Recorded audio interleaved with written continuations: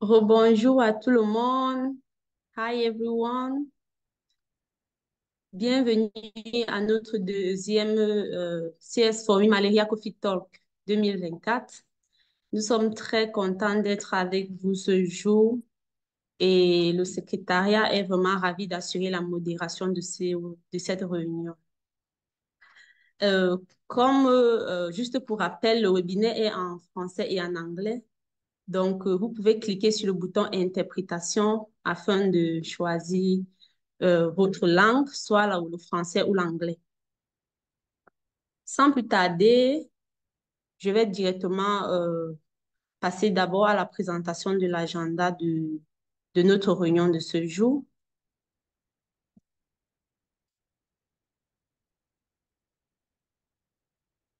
OK. J'espère que vous voyez bien mon écran. Allô? Donc, en tout cas, moi, de mon côté, je vois. OK, c'est bon. Déjà, on va commencer par le mot de bienvenue qui sera fait par Monsieur Fidel Bemadoum du secrétariat CS Formi. Ensuite, nous allons passer maintenant à la présentation des différents panélistes du jour sur l'engagement communautaire dans la lutte contre le paludisme. Donc, nous avons quatre key speakers venant de la Guinée-Conakry, de Madagascar, du Nigeria et de la RDC et qui seront respectivement faits par M. Boubacar Silla, Dr. Jean-Claude Rakotomalala de Madagascar, Monsieur Joseph Adeboye du Nigeria et enfin, on aura Monsieur Alexis Kabambi, pardon, de la RDC. Et suite à cela, entre les différentes présentations, nous aurons des sessions de discussion et le mot de clôture sera fait par Monsieur Fidel Bemadoum du secrétariat CS Forum. Et déjà, pour ce mot de bienvenue, sans plus tarder, je vais directement passer la parole à Fidel Bomadoum du secrétariat qui est avec moi ici pour qu'il donne son allocution pour que la réunion puisse très bien se dérouler. OK, Fidel, à toi la parole, merci.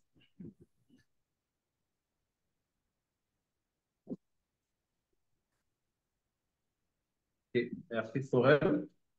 Je vais passer la parole. Je suis heureux d'être connecté ce matin avec l'ensemble des leaders de la société civile. C'est une immense joie, un vrai plaisir, un privilège de toujours se connecter, de toujours être au rendez-vous avec ces game changers, ces personnes qui au quotidien travaillent dur pour que les communautés vulnérables puissent bénéficier des services de qualité dans le contre le paludisme. Je vais profiter pour vraiment passer un bonjour spécial au président Boubacar Sela pour sa présence et sa disponibilité.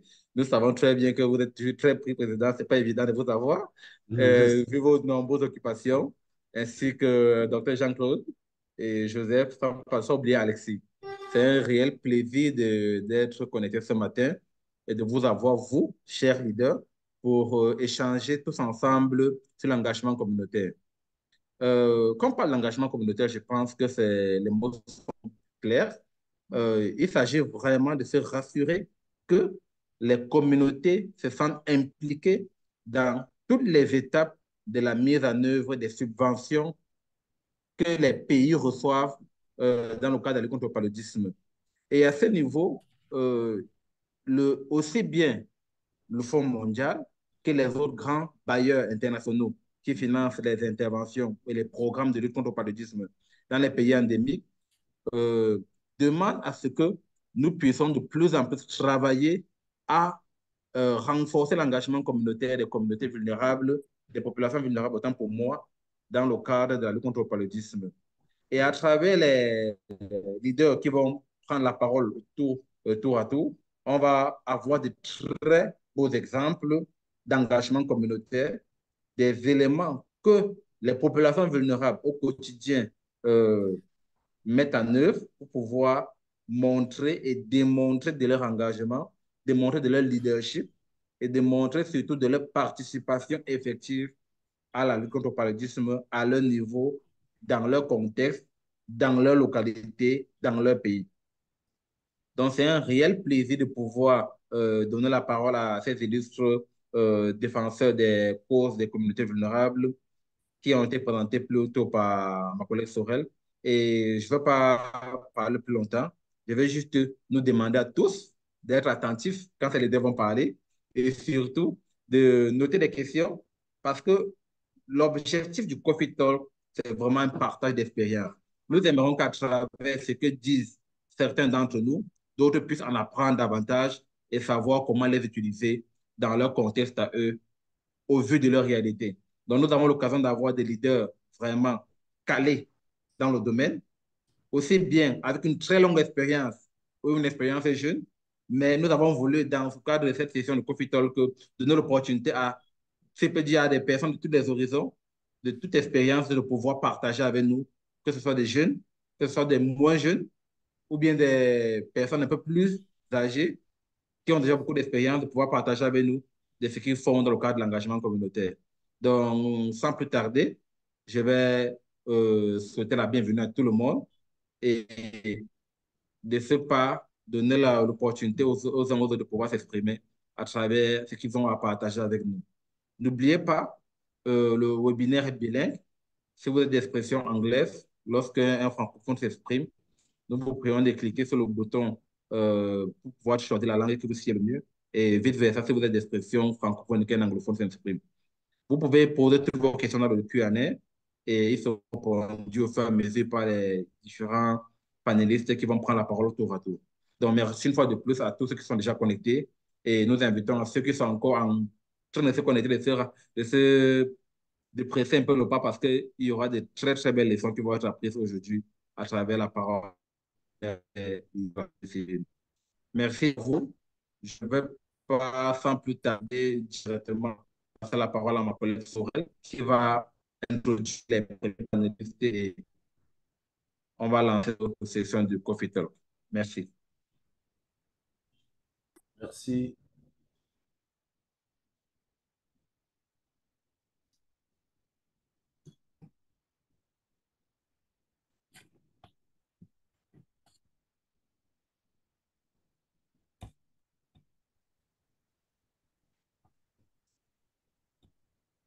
Merci beaucoup, Fidèle, pour cette allocution très intéressante. Sans plus tarder, je vais directement vous introduire Monsieur Boubacar Silla, qui est le président de l'ONG Club des Amis du Monde et également un membre très actif de CS Formi et également du Steering Committee. Donc, Monsieur Boubacar Silla, à vous la parole. Merci. Okay. Merci à tout le monde. Euh, merci à Monsieur Fidèle. Nous, en Guinée, au-delà de... Je ne sais pas si le premier diapo serait mieux, parce que là, c'est une autre expérience qu'on veut montrer qu'au-delà de tout, on peut... C'est pas le deuxième PowerPoint, vous l'avez, madame? Monsieur Boubacar, vous parlez Oui, de cette oui, oui, effectivement, oui, oui. Revenez ok. à la première page, oui. Celui-ci, non. Il y a un deuxième là. Lui, il peut être une documentation pour ceux qui veulent aussi. Je parlerai de ça, mais c'est une activité secondaire. La principale pour laquelle je dois intervenir, c'est la pulvérisation intradomiciliaire. Oui, Monsieur Boubacar, en fait, c'est cette présentation que nous avons à votre niveau. Peut-être si vous avez la bonne, nous vous prions de Ah, peut-être partager votre écran directement. ok, je vais partager l'écran, c'est ça? Oui. D'accord, Hein? merci. Oh, Oui, attendez, je vais rendre. Je vais connaître le document. Hein? Une- Fabine, oui, oui, Fabine, petit.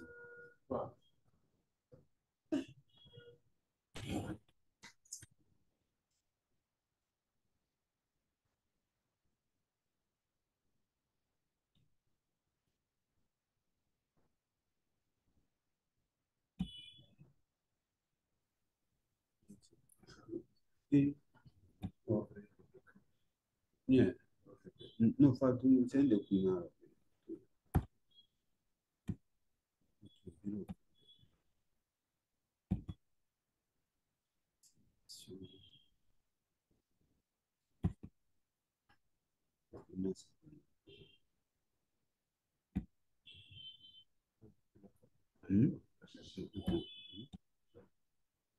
Donne-moi une minute. C'est même. Hein? Non, c'est. Attends, ils ont mis ça hier. Ou bien. Attends, c'est bon. Ici. Message. Attends. Oh, dans ça. Non, attends, c'est bon, la réception. Accorde-moi une minute, attends, c'est bon.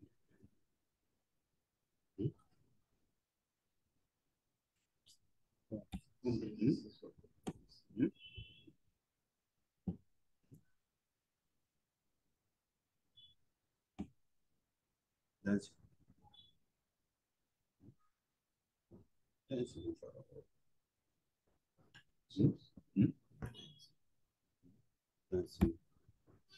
je vais partager ça pour toi.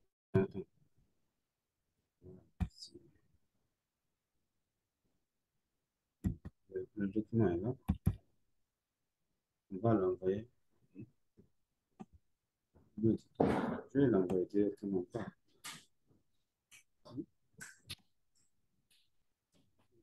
Est-ce qu'on ne peut pas l'envoyer directement? Oui,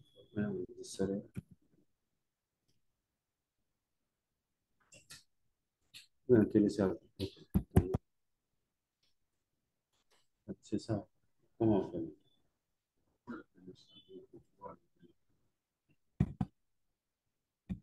Coordonne une minute, pensez à pouvoir. Hein?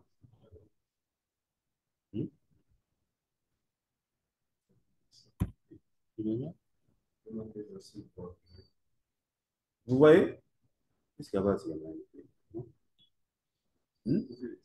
Oui, monsieur Silla, nous voyons Vous votre avez vu le écran. document? Oui, c'est bon, nous voyons l'écran.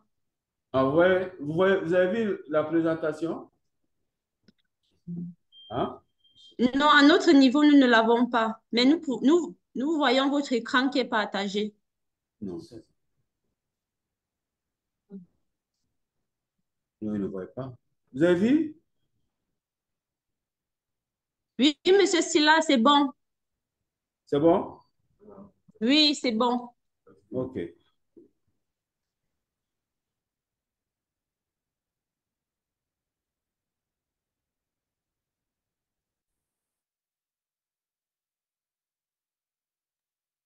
Hello, on ne vous entend pas, monsieur Silla.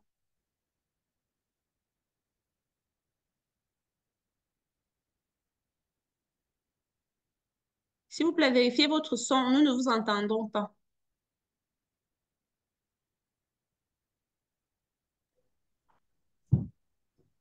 Est-ce que c'est... Oui, c'est bon. OK. Donc, comme je le disais, on est inattendu.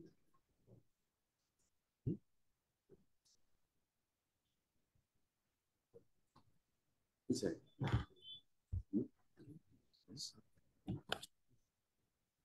Attends.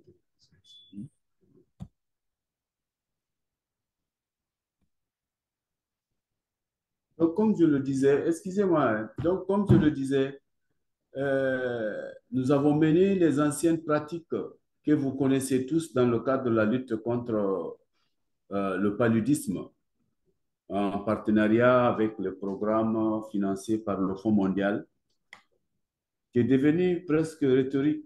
Parce que si vous comprenez bien, toute la lutte que nous menons aujourd'hui, nous, en tant que société civile, à part le plaidoyer, l'interpellation, quand on vient au niveau communautaire, on nous confie souvent la sensibilisation, l'identification et la distribution des moustiquaires.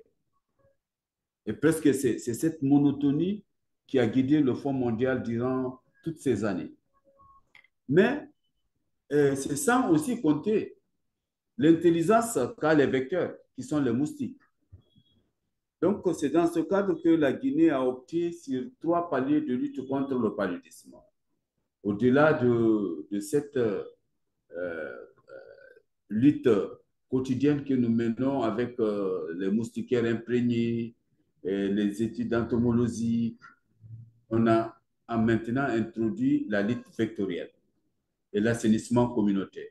Parce que vous savez, les vecteurs, ils naissent dans les eaux stagnantes.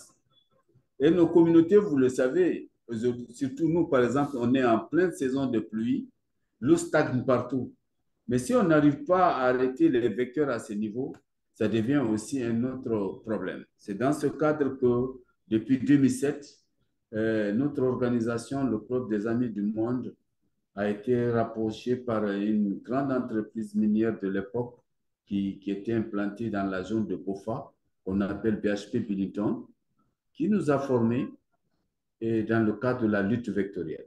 Et j'avoue, hein, après 3 ans, on constatait 0 cas de palu dans les centres et postes de santé des zones couvertes par le projet.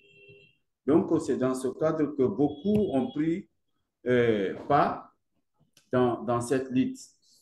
Et nous avons travaillé avec la CDG, qui aujourd'hui est devenu un autre partenaire du Club des Amis du Monde dans la zone de Bokeh. Donc, comme vous le savez, je ne donne pas de leçons académiques. Le paludisme, on a dit que c'est une maladie endémique causée par un parasite, déjà le Plasmodium, j'en passe. Mais dans notre pays, en Guinée, selon le programme national de lutte contre le palu en 2023, plus de 1456 décès ont eu lieu sur plus de 270 000 qui sont partis vers les structures. Dans ce cas, il y a eu plus de 1400 et quelques personnes qui sont décédées. Mais les couches les plus vulnérables dans tout ça, ce sont les enfants de moins de 5 ans et les femmes enceintes. Donc, c'est dans ce cadre, la Guinée aujourd'hui, avec toutes les luttes que nous menons, on a constaté qu'il y a un problème. Est-ce qu'il fallait aussi toujours résumer toute la lutte à dormir sur les moustiquaires imprégnés? On ne va pas continuer toute la vie à dormir sous les moustiquaires. Il faut aller travailler, il faut aller faire ceci, cela. Et nous serons en contact avec la nature. Donc, par conséquent, on est amené directement à être piqué par l'anophèle.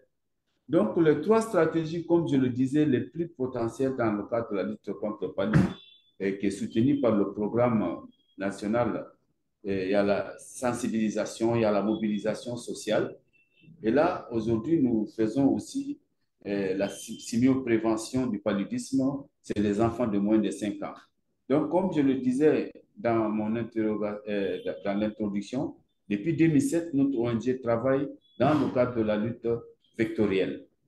Donc, on a commencé par BOFA et cette activité s'est étendue dans la zone forestière qui est Lola.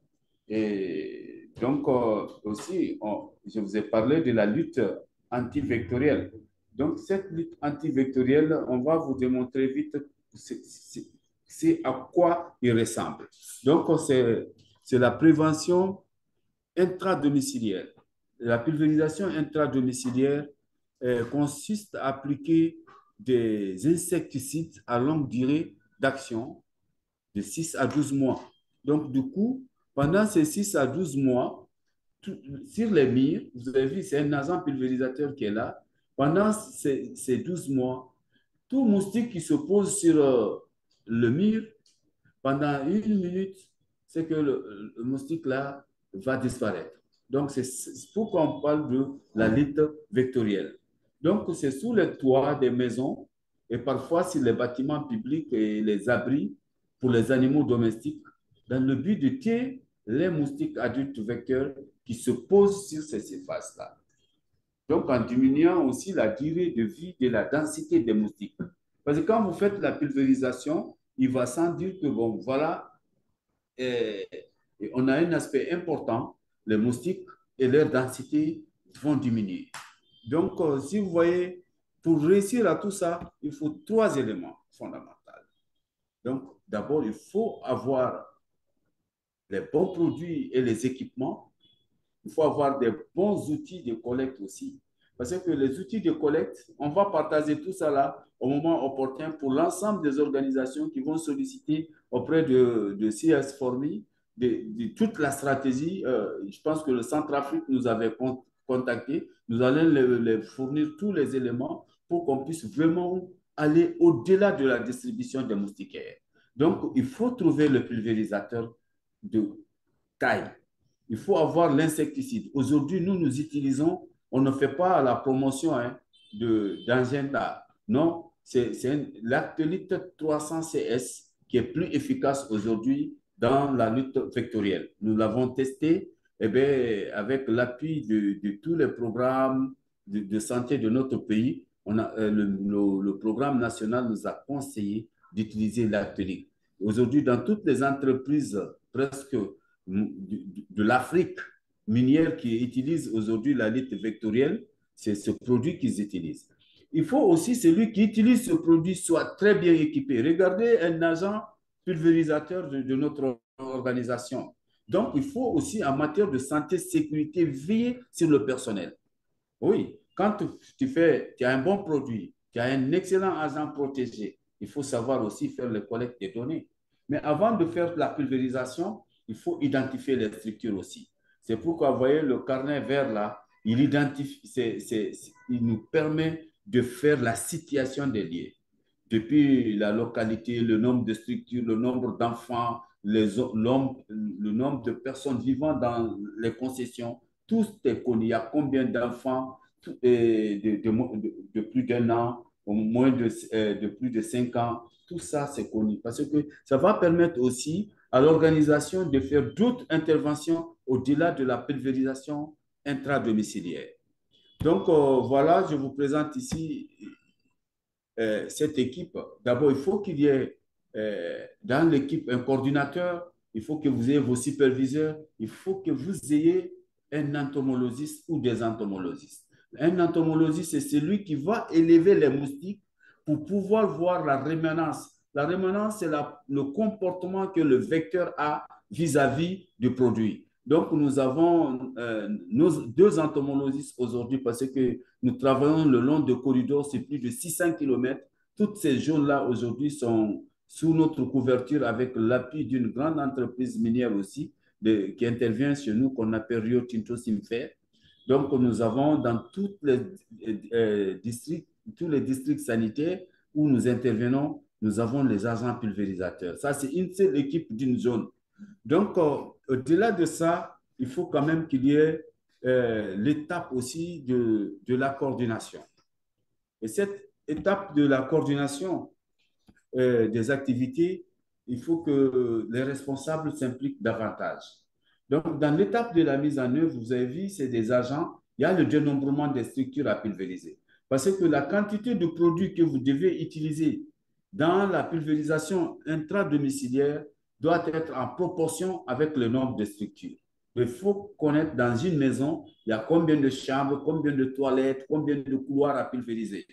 Aussi, c'est la réalisation d'une enquête épidémiologique.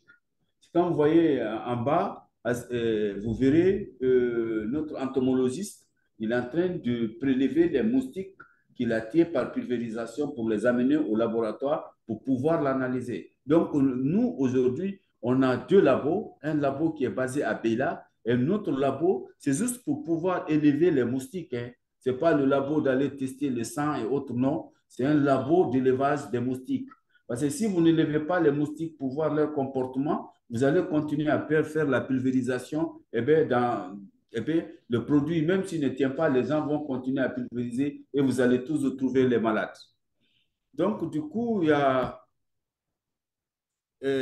l'étape aussi de mise en œuvre de l'activité dans l'identification et formation des agents pulvérisateurs. Vous n'allez pas, par exemple, ceux qui sont à Yaoundé, d'aller jusqu'à Douala prendre des agents, les amener dans un quartier de Yaoundé. Il faut prendre déjà dans Yaoundé, là-bas, dans le quartier X, des agents pulvérisateurs relevant de ces quartiers, parce qu'il faut aussi prendre les enfants des tiroirs, les former. Même après, nous, en tant qu'ONG, Les agents sont là pour pouvoir aider leur communauté. Parce que si nous devenons permanents dans nos communautés, c'est qu'on n'est pas efficace. Il faut faire le transfert de compétences.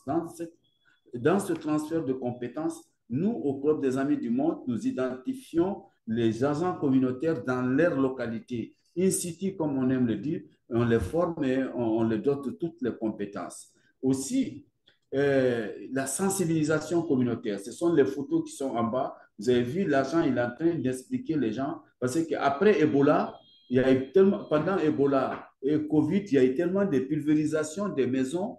Les gens ont peur de tout ce qui est pulvérisation aujourd'hui dans nos communautés. Mais il faut les rassurer. Qui peut les rassurer plus que leurs enfants, plus que les élus locaux? Donc, nous utilisons et les élus locaux et les enfants des tiroirs pour leur dire oui, on peut bien utiliser ça et c'est efficace. Donc, voilà aussi l'organisation des journées de sensibilisation et de mobilisation pour le changement de comportement et de l'assainissement du milieu. Parce que si le milieu est sale, on continue à faire la pulvérisation, les moustiques vont tous proliférer à l'extérieur. Et du coup, on va aboutir à quoi? Directement, la multiplication aussi des moustiques et des vecteurs. Donc, c'est pourquoi nous travaillons avec des groupements dans les villages pour la destruction des gîtes larvaires et l'assainissement communautaire. On le dote des outils, des petites brouettes, des balais et tout ça là. Aussi, il ne faut pas s'asseoir au bureau. Il faut faire des supervisions de toutes ces activités. Donc, du coup, euh, comme je le disais, on a travaillé avec le PHP Biliton à Kolia. Ça, on a touché plus de 20 000 habitants. Et en 2016, à nos jours, avec la société minière CBZ, c'est la compagnie des bauxites de Guinée. Et ça, c'est dans la préfecture, on a touché plus de 50 000 habitants. Depuis 2023 jusqu'à nos jours, nous travaillons avec la société minière Rio Tinto Simfer. Pour 2023 seulement, on a touché plus de 17 000 habitants. Et je sais que déjà en 2024, on a doublé aussi. On finit en novembre, on fera la situation de tout cela. Et c'est de là, je vais vous dire thank you en anglais. Maintenant, l'autre diapo, si il peut présenter, c'est juste, je vais vous dire, c'est quoi la fumigation. Parce que quand vous voyez tout ça là, c'est dans la maison. Hors de la maison, on a des activités. La première activité, c'est l'assainissement communautaire et la deuxième activité, c'est la fumigation. On a un autre produit que nous utilisons pour pouvoir vraiment pulvériser euh, dehors pendant entre 19h, 20h, quand tout le monde est rentré et le temps est normal. Et là, on fait automatiquement la fumigation des lieux. Donc, voilà, chers amis, je ne sais pas si vous avez vu cette photo de fumigation-là. C'est là, mais ce n'est pas présent. Ah, donc, du coup, voilà, c'est ça, c'est la fumigation, c'est une bombe qu'on met, eh bien, on pulvérise. Donc, l'ensemble des moustiques qui sont dehors sont déjà atteints. Donc, après, madame va vous partager ses PowerPoint et nous autres, nous sommes entièrement à votre disposition. Et je peux aussi vous dire merci pour votre aimable attention. Merci beaucoup, Monsieur Boubacar, pour cette très belle présentation. Nous sommes vraiment émerveillés par cette technique de pulvérisation intradomiciliaire. Vraiment, nous vous remercions encore une fois de plus pour cette présentation très édifiante, ce partage d'expérience. Donc, OK. ce que nous pouvons retenir ici, si j'ai bien compris votre intervention, c'est que cette pulvérisation intradomiciliaire a débuté depuis 2017 en Guinée-Conakry, donc, et continue jusqu'à ce jour. Donc, et vraiment, on peut constater vraiment le travail qui est derrière ce projet, les ressources humaines, les techniques qui sont utilisées, le matériel, les outils. Nous vous remercions énormément pour ça et déjà, je suis certaine qu'il y aura plusieurs questions. venant des participants concernant cette présentation. Je suggère qu'on passe directement à la prochaine présentation avant de passer à la phase de discussion et échange. Donc, sans plus tarder, je vais directement passer la parole à monsieur,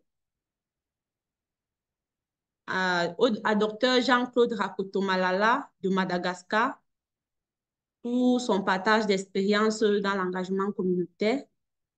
Docteur Jean-Claude, je ne sais pas si vous êtes connecté. Oui, bonjour tout le monde. Vous m'entendez, Oui, hein? bonjour, docteur Jean-Claude. Oui, nous vous entendons très bien. Oui, vous avez la parole, s'il vous plaît. Ok, merci. Vous pouvez passer le diapo, s'il vous plaît. Merci pour la présentation, Boubacar, hein, cher ami. Mon ami. Voilà. Mhm. Donc, moi, je suis le directeur exécutif d'une ONG appelée ASOS, Madagascar, une ONG qui a été créée en 1990. Donc, je vais vous partager aujourd'hui notre expérience par rapport à l'utilisation de l'approche divertir pour éduquer, l'utilisation des marionnettes à la rescousse de la lutte contre le paludisme à Madagascar. Une stratégie qui prône le changement en faveur d'un comportement sain. Nous pouvons voir là le logo du ministère de la Santé, comme on est en partenariat avec.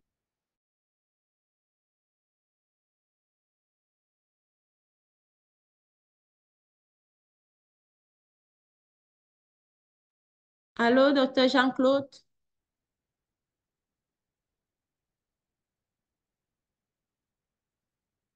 Allô, docteur Jean-Claude? J'ai l'impression que vous avez un souci à votre niveau.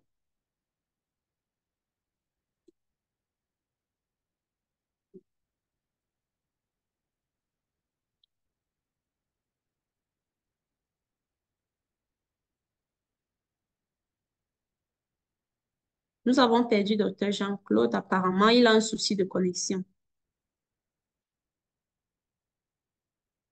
Donc, comme le docteur Jean-Claude a un souci de connexion, je pense que pour gagner un temps, nous pouvons commencer avec une question de M. Boubacar concernant sa présentation. Allô, M. Boubacar? Oui, je suis là, oui. Oui, il y a un intervenant qui a posé une question, c'est de savoir si ce produit n'est pas nocif pour les humains. Le Donc, produit qui est utilisé pour la pulvérisation intradomiciliaire. oui, j'avais dit ici que après toutes les analyses de laboratoire et tout, on a eu une note. Tous les produits, même le manger est toxique hein, quand tu l'utilises mal. D'abord, c'est ça. Mais ce produit a été analysé par les laboratoires de notre pays. C'est en ce temps qu'on a eu une note de non-objection de l'utilisation de ce produit dans le cadre de la pulvérisation intradomiciliaire. Et si vous voyez en Afrique du Sud, dans beaucoup de pays, et c'est ce produit-là qui est utilisé. Au moment venu, je passerai aussi le contact de cette, parce qu'ils sont, je pense, au Sénégal, en Afrique du Sud, ils sont répartis, je pense, dans les quatre coins de notre continent pour pouvoir vraiment être des points focaux. Donc, le film est en Belgique. Donc, c'est après toutes les analyses de tous les produits que le ministère de la Santé de notre pays, à travers le programme national, nous a conseillé d'utiliser ce produit actélite. Donc, du coup, on a toutes les analyses faites. On peut aussi partager cela avec eux. Donc, c'est pourquoi vous avez aussi comment nos agents sont munis de leur EPI, c'est-à-dire l'équipement de protection. Donc, il faut bien les protéger. Donc, sinon, le produit, lui, il n'est même pas suffocant et tout. Mais il y a aussi des matériels qu'il faut aussi donner, les équipements, je vais dire, à remettre à vos agents pulvérisateurs. Aussi, il y a un autre qui a demandé dans le chat si c'est notre organisation qui est en train de former les agents pulvérisateurs. Je dis oui maintenant. Oh là là. La première année, c'était le programme national. Donc, cette année, les nouveaux agents, eh bien, c'est nos agents qui ont été formés l'année dernière, qui ont formé ceux de cette année. Donc, maintenant, la compétence est au sein de notre organisation pour assurer la formation des agents pulvérisateurs. Nous avons les modules, nous avons tout ce qu'il faut qu'on pourra éventuellement partager. Et au moment venu, hors tout, ceux qui sont dans les besoins, on peut faire une formation à distance. Ce n'est pas très contraignant. On peut transférer les compétences à tous les membres de CS Formés. Il n'y a aucun problème. D'accord. Merci beaucoup, Monsieur Boubacar, pour ces éclairages. Euh, le docteur Jean-Claude est de retour parmi nous et nous allons directement lui repasser la parole. Docteur Jean-Claude, à vous la Ah, parole, s'il vous plaît. oui, on était un peu déconnecté là tout à l'heure. OK. Donc, on peut passer au diapo suivant, s'il vous plaît.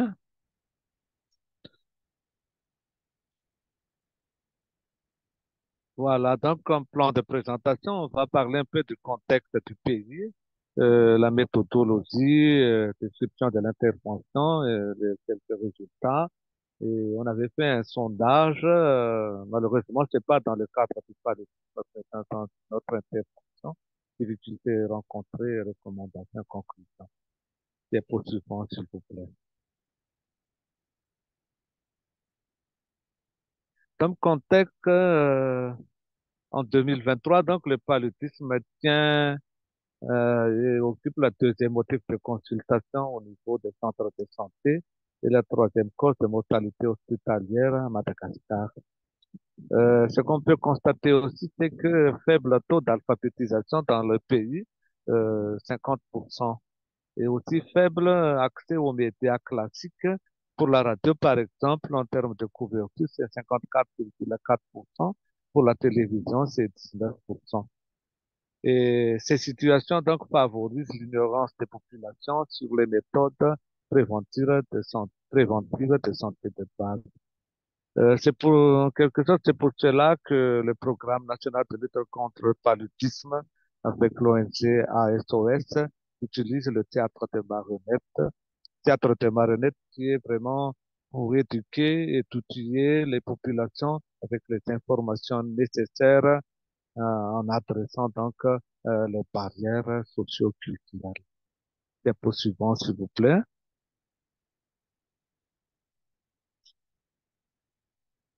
Euh, Comme objectif comportemental de la communication pour le changement social et comportemental, donc c'est amener au moins 90% de la population à adopter des comportements favorables à la prévention et à la prise en charge du paludisme. Et des activités qui touchent chaque tranche d'âge sont justifiées pour améliorer la situation. Suivant, s'il vous plaît.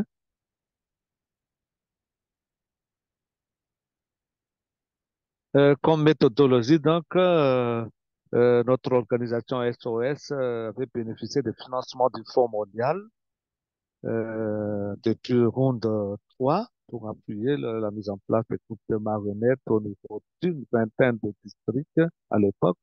Il y avait aussi l'UNICEF, c'est l'UNICEF qui le premier nous a financé pour et a appuyer le financement pour la formation de notre organisation, pour l'utilisation des marionnettes, la fabrication des matériels nécessaires pour le groupe de marionnettes.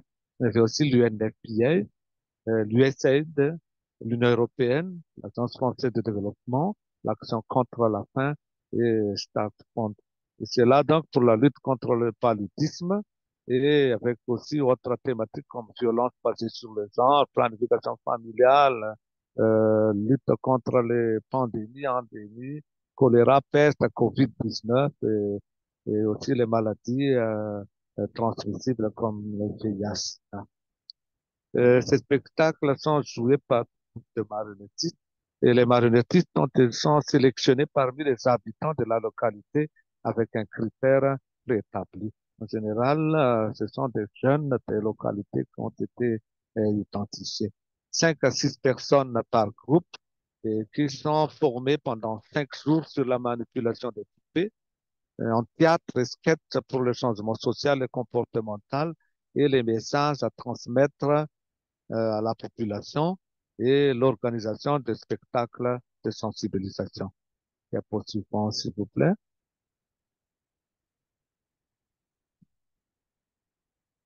Les spectacles de sensibilisation par théâtre de marionnettes sont attrayants et contribuent à la sensibilisation et changement social et comportemental de la population.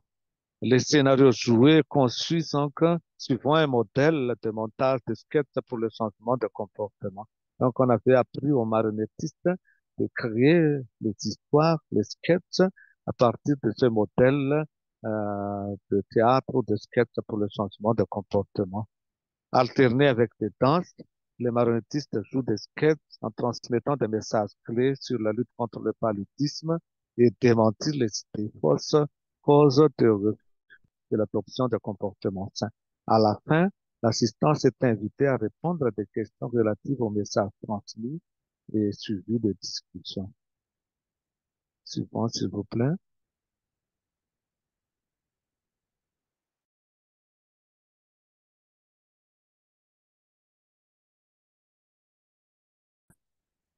Suivant un canevas préétabli. Le rapport de sensibilisation est envoyé au responsable hiérarchique après chaque séance. Les spectacles de marionnettes sont souvent combinés avec des séances de prestation comme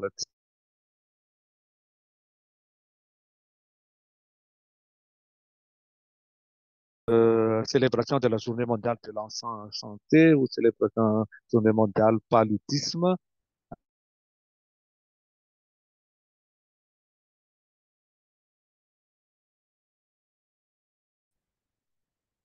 On peut revenir pour le diapo, s'il vous plaît.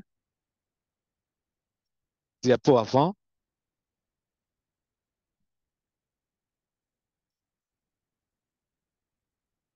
Revenir au diapo avant, s'il vous plaît.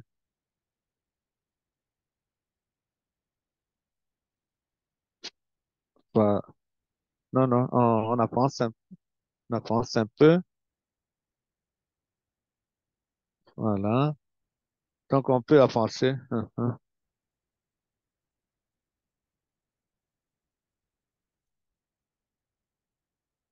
Voilà, voilà. Donc, en termes de, nous pouvons voir les 7 étapes clés donc du sketch pour le changement social et comportemental. La première, donc, l'étape 1, c'est attirer la foule par la danse de marionnettes, suivi de présentation des marionnettistes et de thèmes du spectacle ou du sketch. Deuxième point, c'est le sketch débute par un scénario présentant les mauvaises habitudes par rapport aux messages clés à transmettre. Par exemple,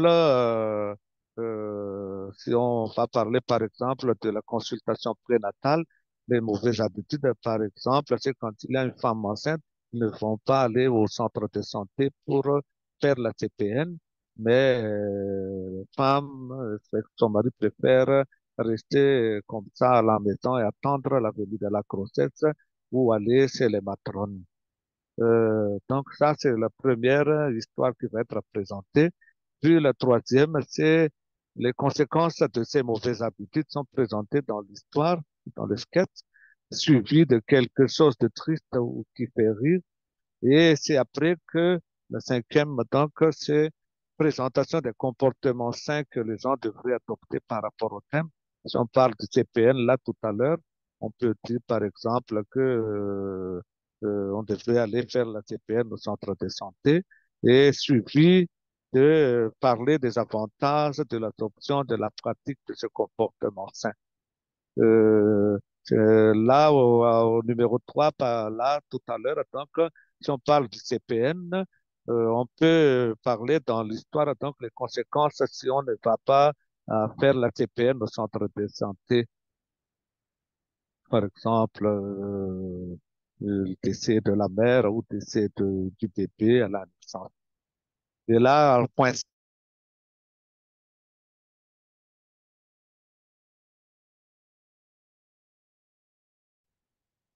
pour évaluer si les messages sont passés ou retenus, suivi de résumé et termine la séance par des danses.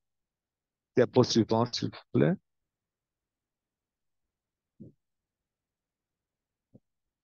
Comme exemple de résultats, Madagascar, on a à peu près 1 à 2 groupes par district. On a 117 districts en tout à Madagascar et notre couverture actuellement pour les groupes de marionnettes, c'est 79 districts sur 117 et nous couvrons 23 régions sur les 23 dans le pays. On avait commencé la mise en place des marionnettes à peu près en 2010 et actuellement, donc, on couvre les 23 régions du pays et 79 districts sur 117. L'an 2021-2024, par exemple, pour la réalisation de sensibilisation, les districts touchés étaient 54, le groupe de marionnettes utilisé 54, spectacles réalisés 506 et les personnes touchées par la sensibilisation, c'est 151 000 et quelques, dont un peu plus de 100 000 élèves. Plus de 95% des patients ont répondu une bonne réponse sur les messages diffusés pendant les séances de sensibilisation. Diapo suivant, s'il vous plaît.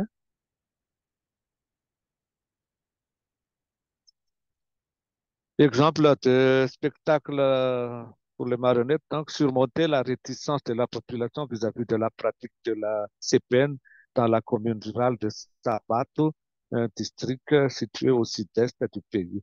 Nombre de femmes enceintes ayant effectué la CPM a fortement augmenté après la séance de sensibilisation. 101 en octobre 2023 et 322 en novembre 2023. Donc, euh, presque à plus de fois 3 le nombre de femmes enceintes qui ont effectué leur CPN, donc après le passage des groupes de marionnettes dans leur localité. Diapo suivant, s'il vous plaît.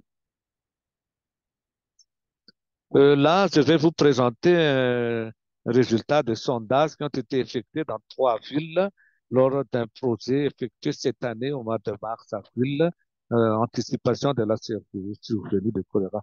Je m'excuse, hein, c'est un sondage pour montrer donc l'efficacité des groupes de marionnettes. Là, donc, par exemple, la connaissance du choléra, voici les résultats. Des poursuivants, s'il vous plaît, pour les 3 villes. Euh, les signes majeurs, on avait demandé aux élèves, c'est effectué au niveau des écoles avant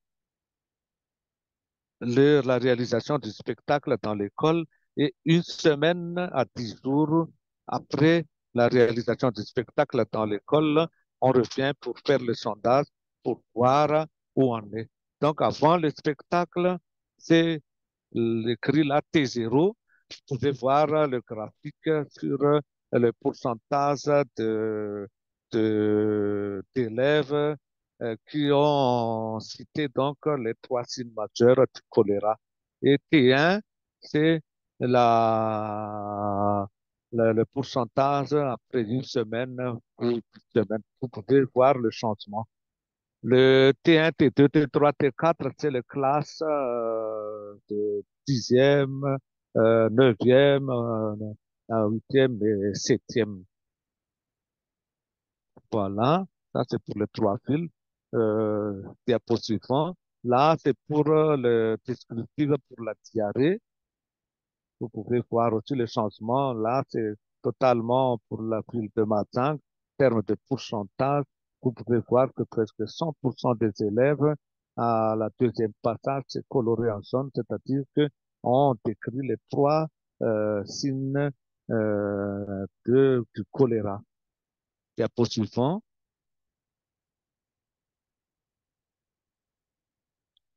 Voilà les mesures donc pour ne pas attraper le choléra. Oh,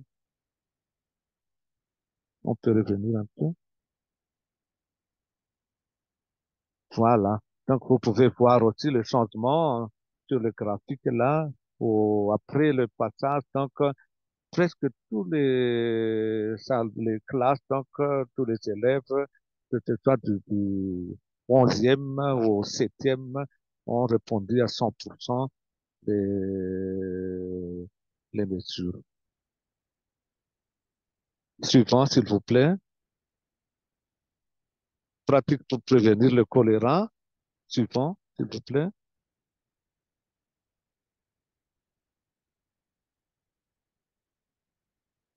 Voilà. Là aussi, donc, pour les gestes barrières, donc, vous pouvez voir le changement avec la coloration jaune presque à 100% ou à 50% pour le pourcentage des élèves qui ont euh, donné des bonnes réponses, qui ont cité tous les gestes barrières donc, du choléra. Suivant, s'il vous plaît. Et voilà, donc on avait demandé aux élèves pour voir s'il y a interaction, est-ce qu'ils partagent les informations qu'ils ont écoutées, entendues durant le spectacle de marionnettes. Et là, donc, presque tous les élèves ont répondu à 100% avoir parlé à leurs proches. Et poursuivant, s'il vous plaît. Et enfin, pour le sondage, on avait demandé aux élèves avec qui ils ont parlé, ils ont rencontré les messages qu'ils ont entendus avec les marionnettes. Donc là, c'est presque plus de 90% ont dit qu'ils ont parlé à leurs parents. Il y a aussi un pourcentage important qui ont dit avoir parlé à leurs frères et sœurs. Et il y a aussi ceux, presque plus de 50% qui ont parlé à leurs voisins ou amis. Donc voilà, c'est un exemple qui montre donc l'efficacité de l'utilisation des théâtres de marionnettes dans la sensibilisation et dans la promotion de la santé en général. Suivant, s'il vous plaît.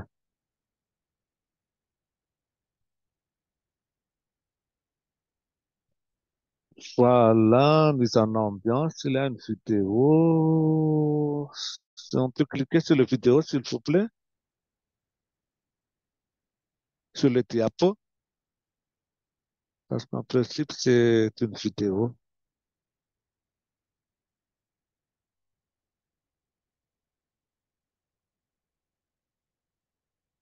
On peut cliquer sur la photo, c'est une vidéo. Oh, ça n'a, là? Oui, ça marche, hein.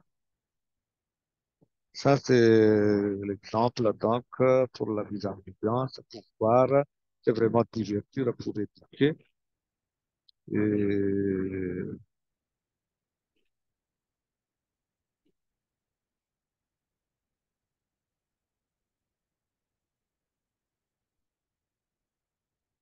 ça, c'est l'histoire. Voilà, il y a les élèves qui sont là.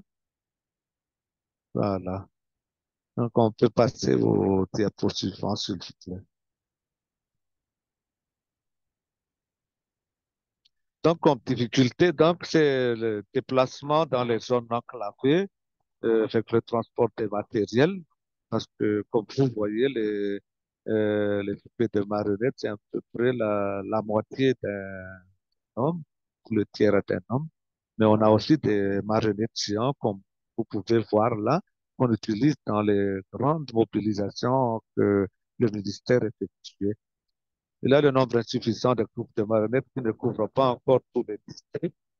Euh, il manque quand même aussi l'évaluation des impacts des activités communautaires.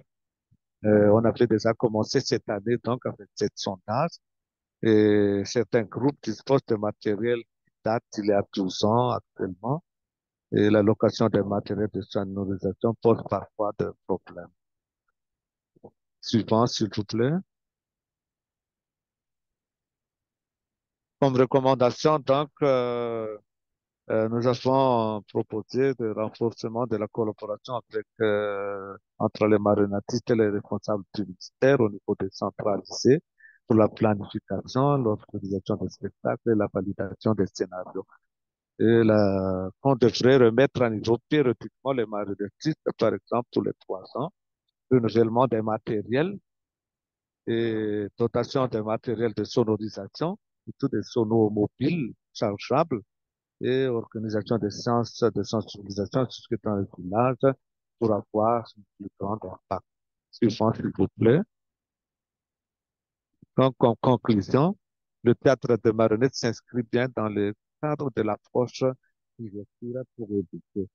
De par son caractère attractif, il contribue à la lutte contre l'iniquité en matière de social behavioral change, de la promotion de la santé et la lutte contre le paludisme.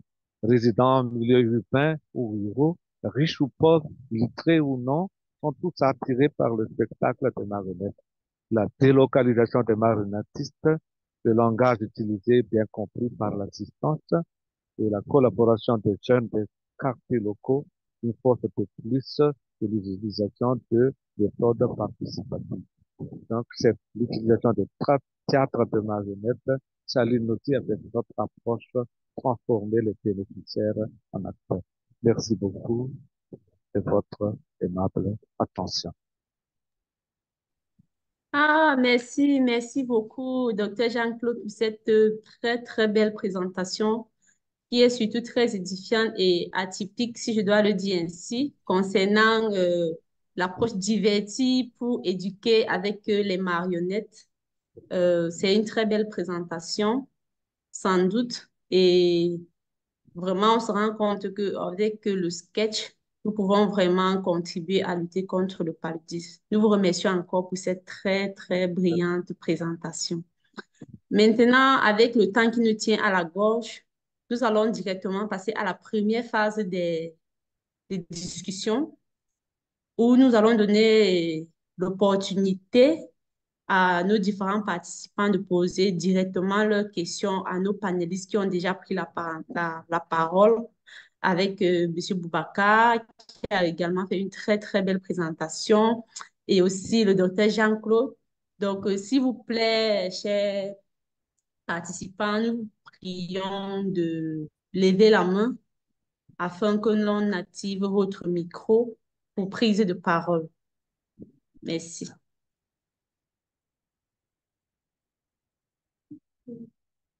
Allô? Allô? Ouais, nous sommes là, hein? Oui, Monsieur Boubacar, j'étais en train de dire ceci. Comme je Mhm. ne vois pas de main levée, Ouais. comme nous sommes à la phase discussion, je Non, ne vois non. pas de Oh, main oh, levée. oui. Mhm. Oui, je vous écoute, s'il vous plaît. C'est qu'il y a une question que je pense que c'est Christine qui nous avait posé ça. Si on Oui, pouvait répondre.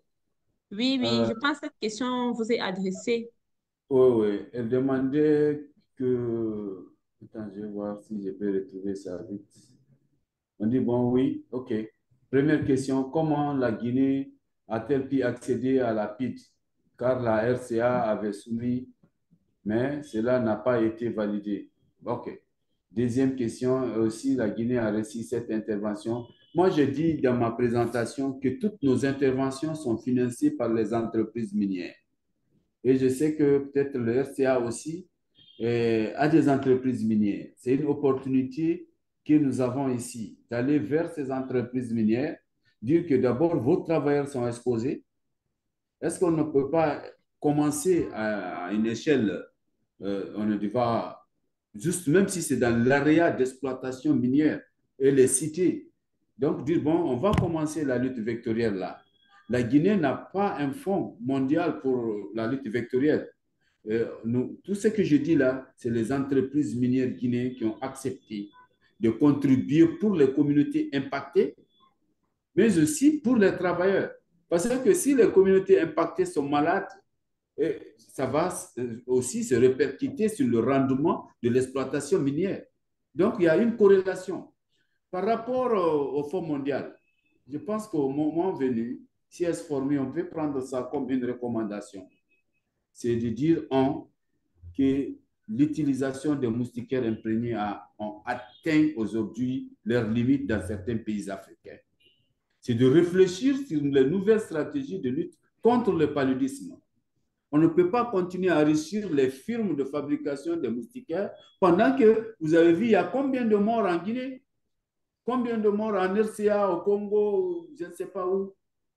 Donc, du coup, on va faire une autre réunion de réfléchir sur la position de la société civile sur les nouvelles perspectives de lutte contre le paludisme qui ne sont pas pour l'enrichissement des firmes et les donateurs. Parce que quand vous voyez, depuis que le Fonds mondial existe, les milliards ou les millions de dollars qui sont rentrés dans la lutte, dans l'achat des moustiquaires, qui ne sont pas arrivés par endroit à ces communautés ou qui ont été utilisés pour la protection agricole au lieu de les suspendre dans les maisons, vous allez trouver c'est de l'argent jeté par la fenêtre. Réfléchissons sur de nouvelles stratégies de lutte contre le paludisme. La Guinée n'a jamais aussi eu l'argent du Fonds mondial pour la lutte vectorielle, mais la Guinée a eu l'appui de ces entreprises minières comme Rio Tinto, Simfer, et je prends BHP Billiton, je prends GAC, Guinée Alumina Corporation, je prends la CBG. Voilà des grandes entreprises minières qui ont accepté vraiment d'investir dans la lutte vectorielle contre le paludisme. Donc, je pense qu'autant pour les autres pays, on peut tenter de plaidoyer auprès des entreprises minières pour pouvoir au moins amener des petites actions dans ce sens dans nos pays qui vont prendre de l'élan. Aujourd'hui, tout le programme national de lutte contre le palud de la Guinée a intégré la lutte vectorielle. Donc, demain, on peut prendre l'ensemble de ces résultats-là et dire, bon, voilà, que j'ai pris le cas de Bofa. Pendant plus d'une année, 0 cas de palud. Donc, c'est Ah possible. oui. Avec les moustiquaires imprégnés, on a toujours le palud. Je m'arrête là, Sista, Christine. Mais, Christiane, donc je pense qu'on peut faire des échanges et discuter. Eh bien, mais CS Formi, on a un rôle important à jouer. C'est aussi dire non quand il faut dire non et dire oui quand il faut dire oui à ses partenaires financiers. Parce qu'ils ne vont pas donner des directives à tout moment qui vont à l'encontre aussi de la santé publique. Parce que nos États n'arrivent pas parfois à dire non. Ils veulent tout avoir, même si, au fond, rien. On voit des pillards aujourd'hui qui sont là depuis que le Fonds mondial existe.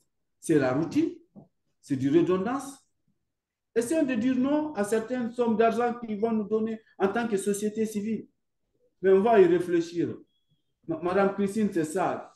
Faisons des plaidoyers en RCA pour que les entreprises minières puissent vraiment accepter d'aller à petite échelle dans le cadre de la lutte vectorielle et amener nos gouvernants aussi à dire non à certaines actions qui ne vont pas nous aider à nous passer d'une bonne lutte contre le palud. Merci. D'accord.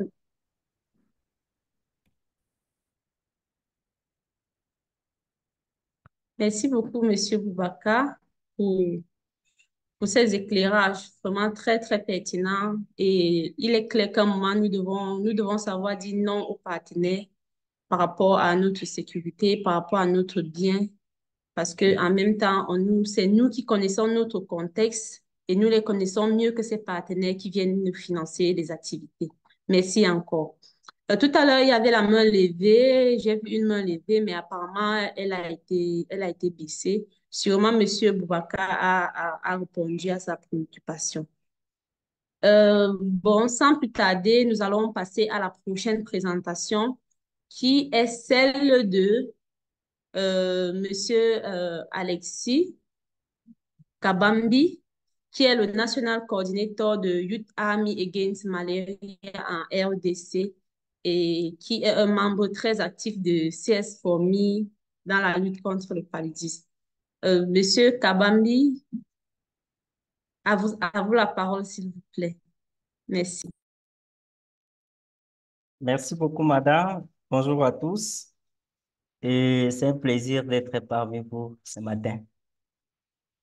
Je ne sais pas me représenter. On venait déjà de me présenter par madame Sorel. Et peut-être qu'on va plus se connaître pour ceux qui ne nous connaissent pas en faisant notre présentation. Merci.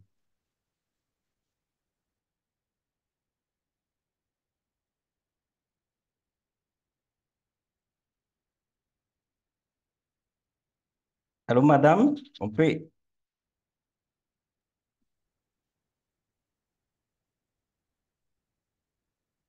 Je Merci ne sais pas beaucoup. si vous Notre voyez mon écran. partage Oui, je vous vois, je les vois très bien.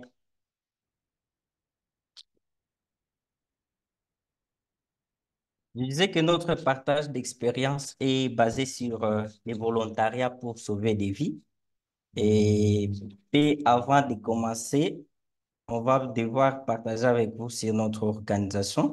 C'est quoi notre organisation? Quelle est la situation du paludisme actuel en RDC? Quelles sont les provinces dans lesquelles ou les zones dans lesquelles notre organisation est installée? Quelles sont les activités que nous avons réalisées depuis le début de la création de notre organisation à ce jour? Et quels sont les résultats obtenus, les domaines d'intervention, les défis ainsi que les contraintes et recommandations en fait ici. Merci. Diapo suivante.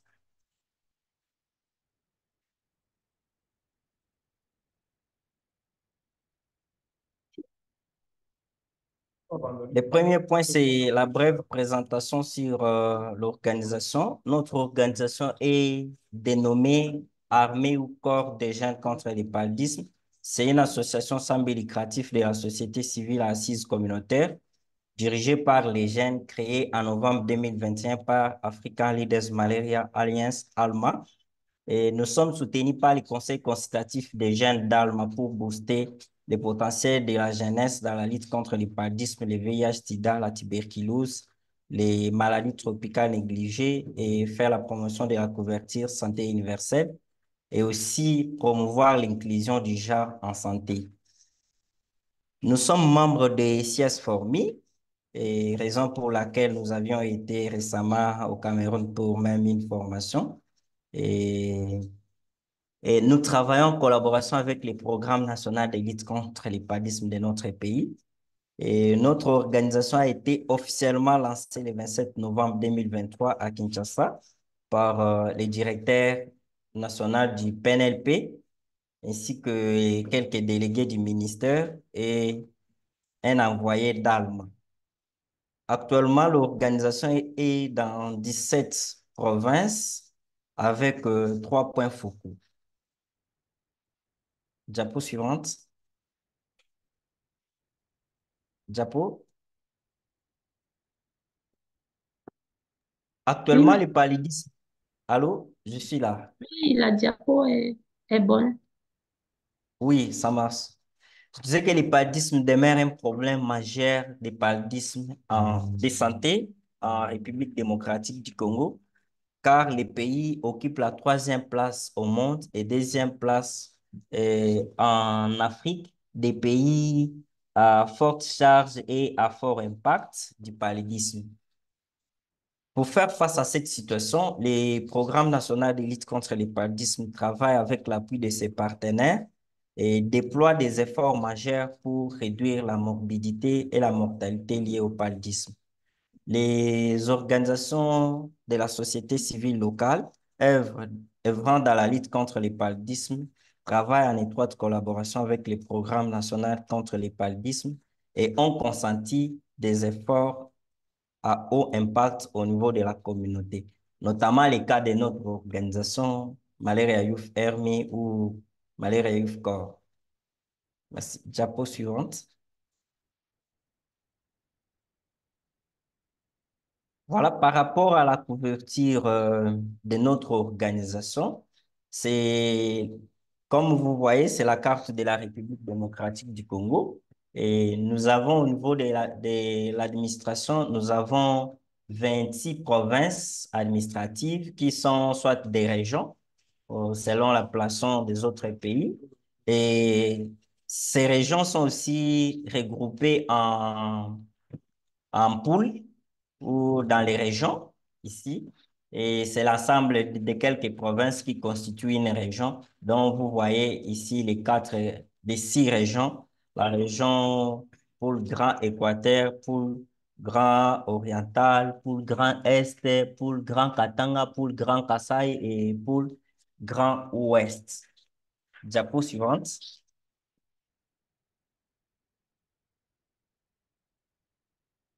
Merci. Par rapport à ces poules englobent quelques provinces et chaque poule, c'est une région qui englobe quelques provinces. Donc, par rapport aux provinces couvertes par notre organisation, nous avons la province de l'Équateur avec le chef-lieu Mbandaka. Nous avons la province du Kasaï avec les chefs-lieux Chikapa. Nous avons Kassa central, Kananga, et Kassa oriental, Mbujimaï. Nous avons Kinshasa avec la capitale même du pays. Nous avons Ituri, le chef-lieu Bunia. Nous avons Kwilu, chef-lieu Bandundu. Et nous avons Congo central, et chef-lieu Matadi. Nous avons Chopo avec comme chef-lieu Kisangani. Nous avons Lomami avec chef-lieu Kabinda. Nous avons Lualaba avec chef-lieu Kolwezi.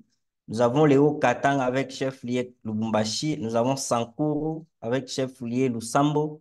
Nous avons la province du Maniema avec chef-lieu Kindu. Nous avons la province du Tanganyika avec chef-lieu Kalemi et la province du Sud Kivu avec chef-lieu Bukavu.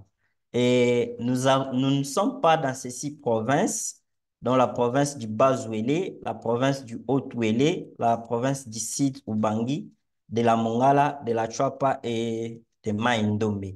Mais nous avons 3 points focaux dans la province du Kwango, de Olomami et du Nord Kivu. Mais ici, les autres provinces où nous n'étions pas bien avant représentées, nous avons depuis août dernier, nous avons mis un formulaire d'identification des jeunes volontaires pour s'enregistrer et nous aurons à analyser les données de ceux qui se sont enregistrés d'ici les 30 septembre. Donc, déjà, nous allons étendre notre organisation dans l'ensemble du pays dans les jours suivants. Et ces poules-là, comme je l'avais présenté dans la carte et qui venait de passer, chaque poule a au moins ces quelques provinces que vous venez de voir. Merci. Diapo suivante.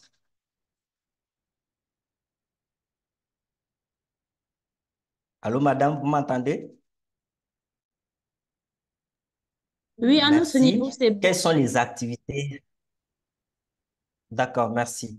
Quelles sont les activités réalisées à travers les pays par notre organisation? Ici, nous vous présentons quelques photos seulement des activités réalisées par les membres bénévoles à travers 17 provinces du pays où l'organisation a des représentations provinciales ou des coordinations, dont la province de Kinshasa, comme je venais de les démontrer déjà dans la page suivante. Et, les jeunes se déploient à travers les villes et villages du pays pour rencontrer les vulnérables afin de leur apporter des informations nécessaires sur la prévention du paludisme et bien d'autres questions de santé grâce à la vision et aux missions du corps des jeunes contre le paludisme. Diapo suivante.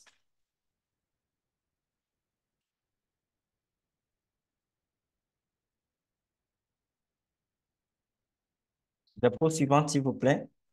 Voilà, parmi les activités, la première photo, c'est le directeur national du programme de lutte contre le paludisme de la RDC, le docteur Eric Mkomena Sopwe, ainsi que moi-même.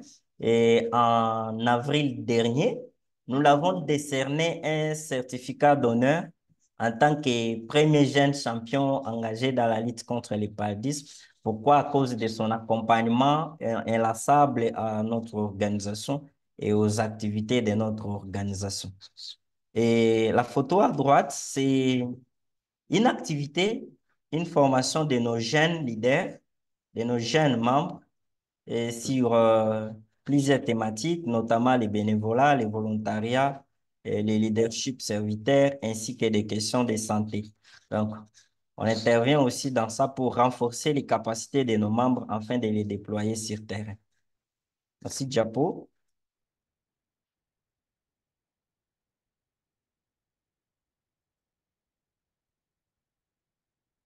Diapo suivante.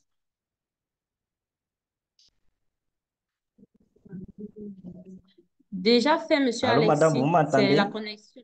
Oui, déjà fait. C'est la connexion qui n'est pas très bonne, apparemment. Merci beaucoup. La photo à gauche, sont nos jeunes leaders, nos membres de la ville-province de Kinshasa en pleine activité de distribution des mythes et des vérifications, 5% des ménages. Ici, nous avons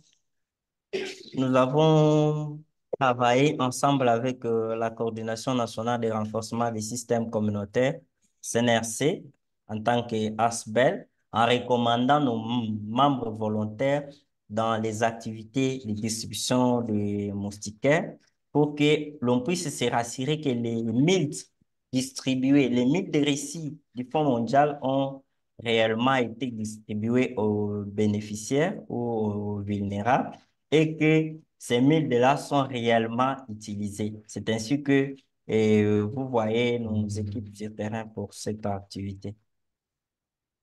Merci. Et l'autre photo, c'est dans la province du Kasai à Chikapa. Et ici, c'est l'équipe de nos membres de Chikapa à l'hôpital général de Chikapa en train de faire un entretien inter- et péridomicilié de l'hôpital général. Pourquoi? Parce qu'il se peut qu'avec des brousses, comme nous avons dit, l'insalubrité n'occasionne que la multiplication des moustiques. Et nos membres ont pu mener cette activité pour essayer de réduire l'impact du pali. Et à droite, pardon, ce sont nos membres qui sont sur terrain à l'hôpital général de Kamouecha, dans la zone de santé rurale de Kamouecha, située à presque 80 kilomètres de la ville de Chikapa, où ils sont allés se rassurer des conditions de vie des vulnérables du Pali dans les structures sanitaires. Diapo.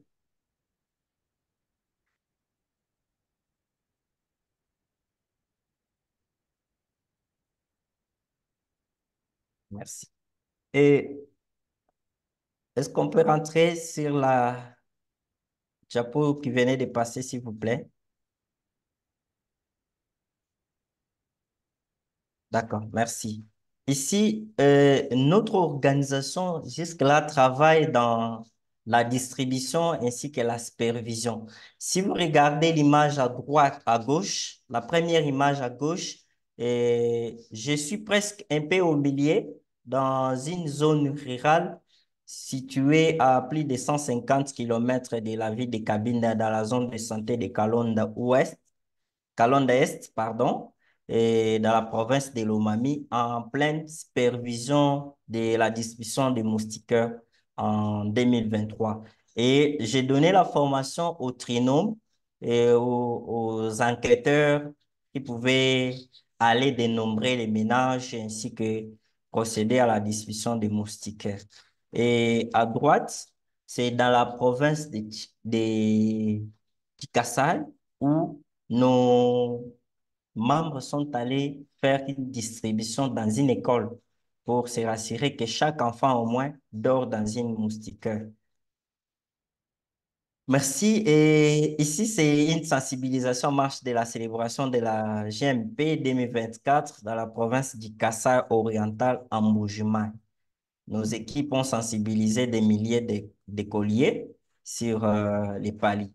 À droite, c'est une sensibilisation des femmes enceintes dans la province de l'Équateur, dans la ville de Mbandaka et au centre médical Lissal ici. Nos équipes ont pu mener une sensibilisation ou mènent régulièrement ce genre de causeries éducatives pour aider les vulnérables à faire face aux défis du palier. À droite, à gauche, c'est nos deux membres ont sensibilisé à l'hôpital général de Cabinda la vieille maman, comme vous voyez, elle n'est pas tellement vieille, tout un couple parce que son mari est allongé sur les lits, souffrant du pali grave et D'accord. on Merci devrait les beaucoup, Monsieur sensibiliser. Alexis. S'il vous plaît, compte tenu du temps qui nous tient à la gorge, nous vous prions d'accélérer un tout petit peu votre présentation. Cordialement, s'il vous plaît. Merci, merci beaucoup. Je pense qu'on peut aller à la page 14 sur les résultats obtenus.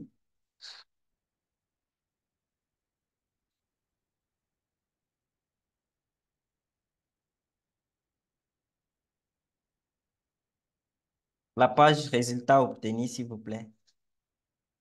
Cette page qui est à l'écran, c'est juste un souci de Bien sûr. connexion. D'accord, merci beaucoup.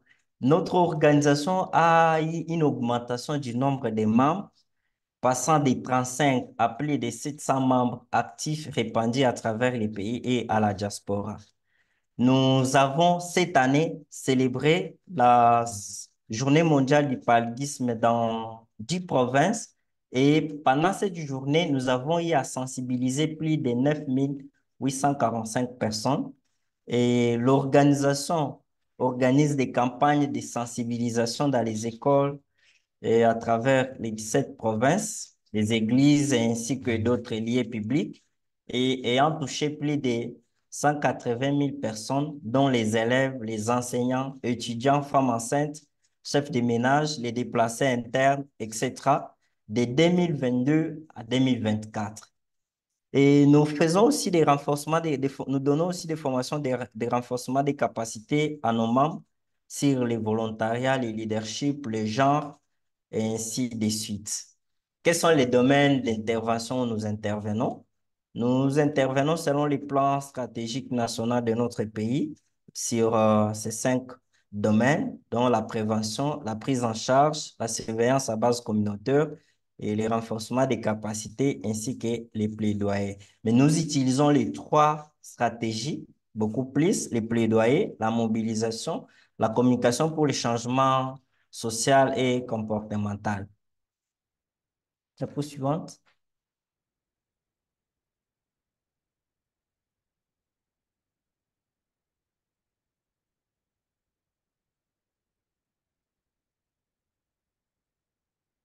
Diapo suivante, s'il vous plaît. Les défis, en tant qu'une organisation des jeunes, nous avons un faible appui technique, matériel et financier pour organiser de très grandes activités ou des projets sur l'ensemble du pays. Et il y a certains de nos coordinations provinciales qui ont des problèmes de sièges, où parfois ils sont obligés de se réunir dans les universités, dans les lieux publics, et sans avoir de bons cadres. Et nous manquons aussi des outils nécessaires pour la collecte des données sur terrain. Donc, c'est peut que chacun essaye pour le moment, chacun utilise son téléphone. S'il y a des données, c'est comme ça que nous évoluons. Les recommandations sont les suivantes. Soutenir et financer les activités du corps des jeunes contre le paludisme. Accorder un appui technique, matériel, financier au projet de l'association. Offrir des formations de renforcement des capacités en faveur des jeunes. Donc ici, je tiens personnellement à dire sincèrement merci à Impact Santé Afrique et CS Formi, qui ne cesse jamais de nous renforcer en capacité et qui nous ont récemment même invités à des formations présentielles à Yaoundé. Et nous demandons aussi le soutien de notre coordination nationale dans les plaidoyers parce que pour y arriver, il faut que nous menons des grands plaidoyers auprès des partenaires et du gouvernement congolais. Et nous avons besoin du soutien d'Impact Santé, des autres partenaires œuvrant dans la lutte contre les paludismes et nous offrir aussi des formations en anglais ou des lettres de recommandation pour des bourses parce que notre organisation n'est pas seulement constituée des experts en santé, mais c'est constitué de toutes catégories de jeunes et épris d'amour de mettre fin au paludisme ou de s'engager pour mettre fin au paludisme en RDC. Voilà en fait ce que je peux vous dire. Et là, ce que je peux ici, c'est vous dire dans une langue locale de la RDC, toi, ça qui dit là, qui dit merci ou thank you. Merci beaucoup, Monsieur Alexis, pour cette présentation. Merci vraiment. Nous sommes vraiment impressionnés par votre capacité à mobiliser et à former les jeunes bénévoles pour la lutte contre le paludisme. Sans plus tarder, nous allons directement passer la parole à notre dernier intervenant venant du Nigeria pour faire sa présentation concernant l'engagement communautaire dans la lutte contre le paludisme. Euh, nous allons nous excuser pour le temps qui est en train de... Nous sommes déjà en train d'abuser un peu de votre temps. Vous allez encore nous permettre d'avoir 10 minutes d'échange avec vous. Le temps de donner la parole à Monsieur Joseph Adeboye pour faire sa présentation. Please, Mr. Joseph Adeboye, please, you have the floor. We will be grateful if you can do this presentation thank you. Can you hear me? 5 minutes. Before we don't have some problem about the time. Please, thank you. Hello, can you hear me?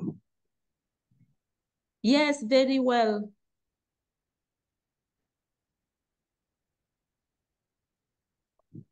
Hello? Yes, Mr. Adeboye. Hello. No. Hello. Hello, can you hear me? Yes, very well. Okay. I think I was using the interpretation before. So thank you very much. Yes, please, you have 5 minutes to do your presentation. Thank you. Okay. Thank you very much. All right. My name is Joseph Adeboye, and I work with Clean Nation Foundation, which is a non-profit organization and a youth-based organization. And we work on the intersection of, health, sustainable environment, and education for marginalized communities. I'm also a member of ACOMIN in Nigeria.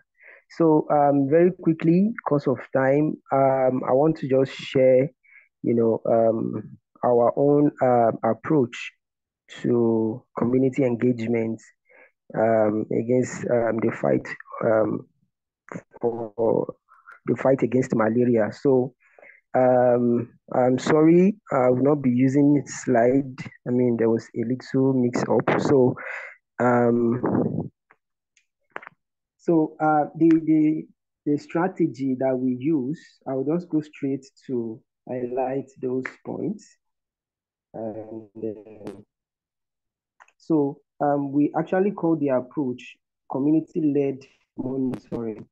Community-led monitoring, and you agree with me that Nigeria is actually one of the highest, if not the highest, country with global cases of malaria. I think about 27% globally, and in West Africa, I think we should be about 55%. In West Africa, so it's really a big menace in Nigeria. Malaria is really very high in Nigeria, but then we've actually had some success stories and very good feedbacks too. I think about 2022 or thereabouts, we have about 3.3% decrease in death rates. So we can be proud to say that, I mean, some of our efforts actually yielding positive fruits. So now what we do is that we believe that most of the time when non-governmental organizations or civil society organizations brings initiative, most of the time we try to do it ourselves. We want to tell the people what to do, we want to make them do things and all those stuff. So but we believe that an approach that we are using and which has really worked for us is what we call the community-led monitoring. And this is making the people be in charge of their health. We make sure that the members in the community are actually the one monitoring and overseeing what is happening in their health centers as regards to, the Global Fund malaria resources that are given to the health centers in their community. So for now, I think we have more than 13 states presently that such is going on. And I think over 100 local government areas which are already benefiting from this approach. And then I think over 600 public health facilities are already undergoing this same approach. So it has really improved over time. So now what this approach work about is we have members in the community who serve as we call them their ward development committee. That means each local government have some particular set of people that coordinate the affairs of that community. You know, they have been appointed by the government to oversee what is happening in the community. So we make use of these people to monitor what is happening in their community and in the PHCs, that's the public health facilities that they have in their community. And then we have some other young people who are living in that community to serve as an independent monitor, you know, to also monitor what is happening in the community and also in the facilities, the health facilities. So they ensure that the drugs are available, they ensure that the drugs are, you know, given out as at the time needed, given out for free, and it is not, you know, sold or, you know, the health staff are not hoarding it, you know, they are giving it to the people as at when needed. So now we also carry out some other, you know, things that we use to get feedbacks from the community. One of them is a key informant interview that we call KII. You know, it's a kind of one-on-one interview with stakeholders in the community, because we believe that most of the communities, you know, local communities, they tend to listen to their leaders more than they listen to somebody coming to say, oh, this is not good, this is bad, do this for good health, use malaria and use insecticide treated nets and all those things. So we make use of, you know, the stakeholders, the leaders in the community. We discuss with them, we have a one-on-one conversation with them, and in turn they spread the word to their people, because we believe that their people will listen to them more. So it gives us a kind of leverage to reach out to even more wider persons that we may not be able to reach out to. So also in the facilities, the health facilities, we have this interview with the officers in charge, the health staffs, to also, encourage them, to also educate them, and also let them know the importance of what they are doing to the community. So there's also another one that we do, which is the client exit interview. And that one works with people that, you know, that comes to the facility to take those drugs, and those that comes to the facility to, you know, take those resources that are there. So we speak with them, we interact with them. We want to have feedback from them. You know, we want them to share their experience. What is happening? How are they, you know, getting those drugs or getting the bed nets? What is their, you know, challenges? What are things that are happening that they don't like in the facilities or even in the community? Because we believe that getting those feedbacks give us more, you know, we have more resources to work with to develop solutions to whatever the problem is in the community. So we have a series of questions that we discuss with them to enable us get information from them, and then we work on this information to improve, you know, the community engagement. And then also we have what we call the focus group discussion, and this comes with a, you know, group of about 10 to 15 persons in different areas of the community. So we want to know what the people in the community think about, you know, the engagement, think about the Global Fund project. What do they think about it? Is it making, you know, is it helping them, or is there something we need to do better? Because I believe they are the one receiving it. They should know better what is needed to be done. So we speak with them, get information from them, and then we work on this information to improve what we give to them. And I must say that we've had over 40,000 you know, persons reached in those different states and local governments. So, and I also want to share some of the challenges, you know, some of the challenges that we have faced in trying to implement some of these things. And one of it is, should I call it, different perspectives. You know, when you have a community where you have different people taking different leadership positions. People have various perspectives of things. So there is always a clash of ideas, a clash of perspective. And then we come in there also to, somehow we find out that some of these things are myths. They are not really facts. So we try to fact check some of what they have in mind, some of their wrong notion about what is happening. Some locals feels like, oh, if you take those things, if you sleep there, this stuff will happen to you, and different kind of mindset that they have. So we come in to say, okay, this is not the right one, this is the right one. So, and then we were able to improve that. So we also have another one that is a little bit stronger, which is a political bias. Our community is a very political inclined area. So you have some group of people feel like, oh, this thing is from this political party. And so since we are not from that we are not inclined to that political party, we are not taking it. So most people will be sick and they feel like, oh, I'm not going to these primary health centers because it's this kind of party center, the person that runs it is this party, so I'm not going there, and then the person is sick.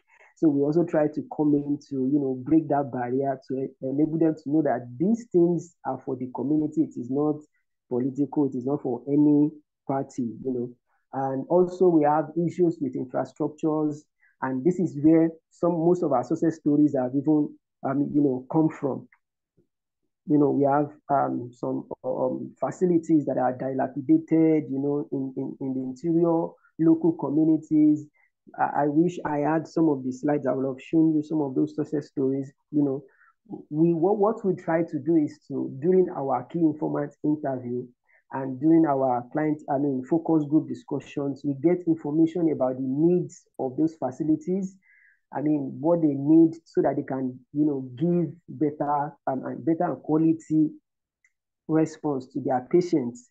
So we get those information from them, and we use those information when we are having our key informant interview with some of the stakeholders, and we encourage them to also, help the facilities, because we can't actually depend on government to do everything, And some of these things most of these facilities are large, some of them are quite small. So those ones that are big in size, they have a lot of land area that are covered with bushes, and they are more or less like a breeding ground for mosquitoes. If we are saying we are fighting against malaria, and then we have a lot of bushes and, pothole waters everywhere, it's very hard for you to keep mosquitoes away from even the health centers itself. So what we try to do is to now encourage the stakeholders to mobilize people in the community to come into those facilities to say, okay, we want to volunteer to clear this place. We want to volunteer to buy maybe equipment for the hospitals, or volunteer to build or repair some of the things that they need. So those are some of the things that, and we carry out some community outreach, and some of the things that the community needs, and see how we can continue to help them. So please let me know if my time is up, so I can stop.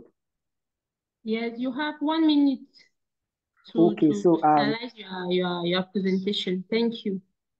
All right. So in closing, I would just say that this approach has been very, very impactful. Has been very impactful. We have a lot of success stories. We have boreholes built for facilities. We have medical instruments. We have some PACs repairs, and so many improvement. And then we've also got commitments from government agencies to monitor more, put more effort in improving the quality of those primary centers, and also more attention on children that are under 5 years and pregnant women, giving them more attention to get some of this care in the facilities. Thank you very much for your time.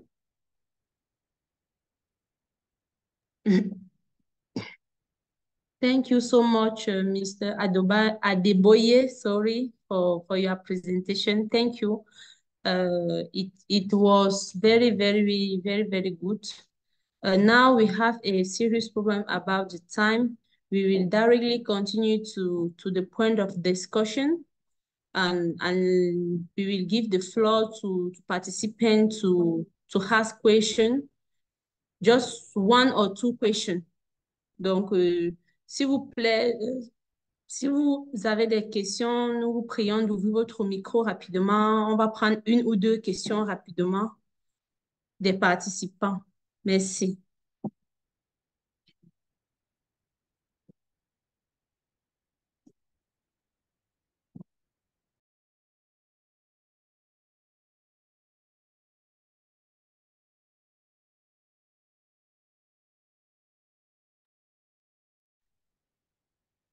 Oui, Monsieur Franck Osé, s'il vous plaît, vous avez la parole pour poser rapidement votre question. Merci.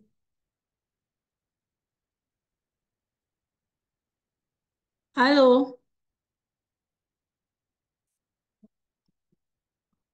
Allô? D'accord. S'il n'y a pas de questions, je pense qu'on va lire rapidement les questions qui étaient dans le chat. Il y a une question concernant les défis et les challenges pour atteindre les objectifs à Kinshasa. Donc, cette question est destinée à Monsieur Alexis. C'est la question de Madame Haute de l'ONG Alcem qui pose cette question à Monsieur Alexis. Donc, quels sont les défis que vous avez rencontrés pour l'atteinte des objectifs en RDC? Merci beaucoup, madame. Si je peux répondre à la dame. Euh, D'abord, Kinshasa n'est pas l'ensemble, n'est pas un pays, ce que je peux dire, parce qu'elle a demandé, j'aimerais savoir le nombre de provinces que nous avons à Kinshasa. Kinshasa n'est pas une province, n'est pas un pays, c'est une province comme les 25 autres provinces. Je venais de représenter schématiquement la carte administrative ou politique de la RDC. Il y a 26 provinces, donc la ville-province de Kinshasa est aussi considérée comme une province selon le fonctionnement administratif. Et sinon, la ville-province de Kinshasa a 35 zones de santé, comme d'autres provinces qui ont aussi des zones de santé. Elle a une division provinciale de la santé appelée DEPES. Et aux défis, nous avons eu plusieurs défis, je venais de les dire, notamment les défis techniques, matériels et financiers, et, et aussi les défis en appui ou accompagnement pour la réalisation des grandes activités. C'est pourquoi nous tissons par-ci par-là des partenariats, quand bien même notre partenaire allemand nous appuie et ne nous appuie pas suffisamment en termes de moyens nécessaires pouvant nous permettre à faire face à tous ces défis-là. Et en tant qu'organisation des jeunes volontaires, il fallait d'abord s'organiser pour obtenir tous les documents juridiques pour fonctionner en tant qu'organisation de la société civile. Et c'était un grand défi, mais grâce à la compréhension au leadership que nous avions mis en place, aux techniques nécessaires qu'on avait mis, nous avons collecté des ressources financières auprès des jeunes qui ont cotisé et chaque jeune avait mis quelque chose. Parmi les 35 membres qui avaient commencé, et au moins 11 avaient contribué financièrement pour payer les documents juridiques qu'il fallait avoir afin de fonctionner. Et ensuite, j'avais fait un plaidoyer récit auprès des African Leaders Malaria Alliance allemand pour un accompagnement financier et ils nous avaient appuyé. Ensuite, l'argent envoyé par Alma a été dépensé pour l'acquisition du certificat d'enregistrement au ministère de la Santé. Et chose qui avait été faite. C'est ce qui avait même conduit à ce que l'organisation soit officiellement lancée par celle du Programme national contre l'hépatite et les envoyés d'Alma. Merci.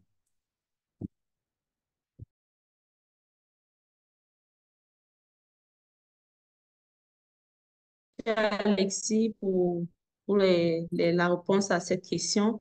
Je ne sais pas s'il y a une autre question avant qu'on le clôture. Oui, Monsieur Boubacar, vous avez la parole, s'il vous plaît. Je vois la main levée de Monsieur Boubacar Silla. Oui, merci vraiment, hein. Moi, c'est juste des recommandations aussi.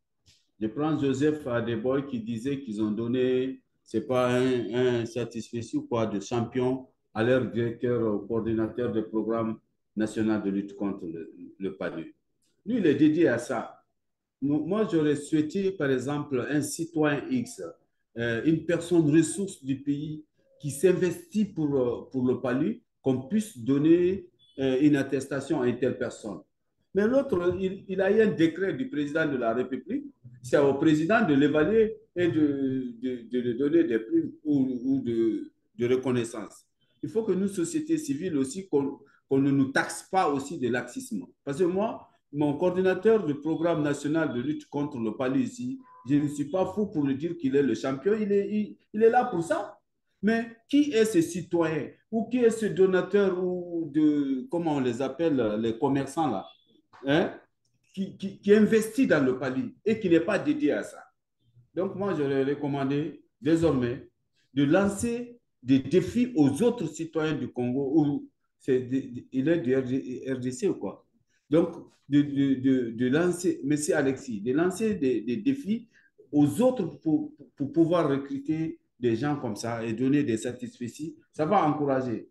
Donc, moi, c'est à ce niveau-là, j'avais un point noir sur mon cœur, il fallait que je l'étale ici. Mais je ne sais pas qu'est-ce qui a valu comme pour ça, mais c'est aussi une discrétion de l'ONG.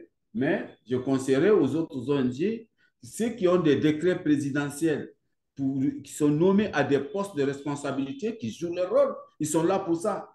Mais quels sont ceux qui ne sont pas dédiés à ça, comme moi, Boubacar Silla, qui donne tout aujourd'hui dans mon pays pour lutter contre le paludisme, ou un autre X qui fait ça?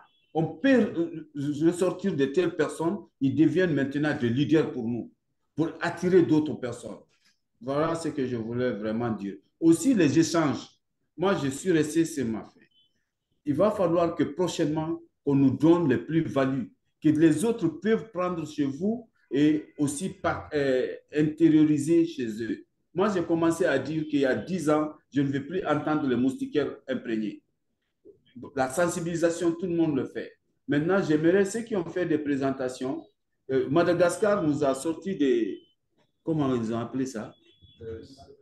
Hein? Les marionnettes là. Ça, c'est important qu'ils nous décrivent ça, même si c'est sur une page et partagé à toutes les ONG, organisations membres. On peut les implémenter dans nos pays. Hein. C'est important ça. Voilà, merci. Et je m'excuse si j'ai heurté le cœur des gens. Et moi, je suis comme ça. C'est Boubacar. Voilà. Merci beaucoup, Monsieur Boubacar. Merci. Nous allons clôturer notre webinaire. Merci à tout le monde pour votre participation à cette deuxième session de l'année 2024 du CSFOMI Malaria Sea Society Coffee Talk. Et nous remercions tous les panélistes pour vos riches contributions durant cette réunion. Et maintenant, nous allons passer la parole à Fidèle Bemadoum du secrétariat CS-FOMI pour le mot de clôture du webinaire. Donc, il faut déjà noter qu'après cette réunion, nous allons partager les présentations à tous les participants. Et nous allons partager les présentations à tous les participants. Merci. S'il te plaît, Fidèle, à toi la parole.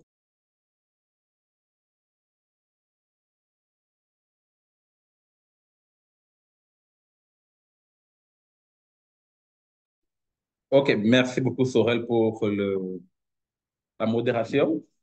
Je pense que avec votre permission à tous, on va, j'essaie d'allumer ma caméra, on va vraiment dire un grand bravo à Sorel et à tous nos panélistes et à toutes vos interventions, vraiment, chers leaders de la société civile. Vraiment un grand merci à vous de vous être connectés pour ce coffee-talk, pour cette session où nous avons pu échanger sur l'engagement communautaire et nous avons des très beaux exemples, que ce soit pour l'API, la prévention domiciliaire, l'utilisation des marionnettes, l'implication des jeunes dans la lutte contre le paludisme et l'implication des leaders des leaders du côté du Nigeria. Vraiment un grand merci, un grand bravo d'abord à tous ceux qui font avancer la lutte contre le paludisme au quotidien dans leurs pays respectifs, dans leur localité, dans leur sous-région. Et surtout, un merci pour votre leadership à vous. Donc, on ne peut que apprécier, vanter et présenter tout ce que font les membres CSOMI pour faire reculer le paludisme dans les pays et dans le monde. Merci vraiment à vous. On va partager les présentations avec tous les participants nécessairement. Et on se donne rendez-vous pour très bientôt. Le prochain rendez-vous, je vais déjà l'annoncer pour maintenant, c'est que nous préparons un grand webinaire de formation bilingue dont le sujet porte sur un guide de facilitation pour le suivi des interventions de lutte contre le paludisme dans le cadre du 17-7. Comme l'a assez bien précisé le président Silla, il est temps pour nous de nous réveiller et de montrer que nous devons également agir pour se rassurer que les communautés vulnérables puissent bénéficier des services de qualité dans le contre le paludisme. Et à cet effet, le secrétaire CSOMI est en train de développer un outil simple pour pouvoir permettre à toute personne qui œuvre dans le contre le paludisme de pouvoir faire le suivi des programmes, des interventions mises en œuvre dans sa localité, dans sa région, dans son pays, dans sa province. C'est un peu comme du suivi communautaire, mais avec des outils vraiment très simples. Donc, nous comptons organiser ce webinaire de formation le vendredi 11 octobre. Donc, nous vous annonçons déjà de prendre rendez-vous pour ce webinaire et également d'autres qui viendront par la suite. Mais entre-temps, je vous invite déjà pour un webinaire replay qui se tiendra le lundi 30 septembre à 14h30 euh, à 13h30 GMT et au cours duquel nous allons revenir sur la formation sur le genre, la prise en compte du genre dans le contre le paludisme qui avait été diffusé pour la première fois en juin dernier. Donc, on va revenir sur le webinaire qui a été tant demandé par les membres CSOMI et d'autres partenaires. Donc, n'hésitez pas à partager massivement l'information dans vos groupes respectifs. Et d'ici, avant la fin de cette journée, on vous enverra le lien pour vous enregistrer afin de suivre ce webinaire replay. Merci beaucoup à tous. Nous vous souhaitons une bonne fin de journée et à très bientôt.